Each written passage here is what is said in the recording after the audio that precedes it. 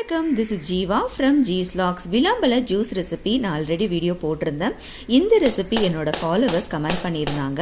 ஸ்ரீலங்காவில் விளாம்பழ சீசன் வரும்போது இந்த ரெசிபி செஞ்சு சாப்பிடுவாங்களாம். அது எப்படி செய்கிறதுன்னு பார்க்கலாம் வாங்க. 3 விளாம்பழத்தை தோட உடச்சிட்டு உள்ளே இருக்க ஃப்ளெஷ்ஷை நான் மிக்சர் ஜாரில் சேர்த்துக்கிட்டேன். அது கூடவே திக்கான 1 டம்ளர் கோகோனட் மில்க் ஆட் பண்ணியிருக்கேன். 3 ஏலக்காய், 1 கப் அளவு கருப்பட்டி சேர்த்துருக்கேன். அவங்க ஜாகரி இல்லைனா சுகர் சேர்த்துக்க சொன்னாங்க, நான் கருப்பட்டி சேர்த்துக்கிட்டேன். இது கூட 1 ஸ்பூன் வெண்ணிலா எசன்ஸ் சேர்த்து நல்லா ஸ்மூத்தி கன்சிஸ்டன்சிக்கு அரைச்சி எடுத்துக்கிட்டேன். நீங்கள் தேங்காய் பால் அதிகமாக ஊற்றி லிக்விடாகவும் எடுத்துக்கலாம்.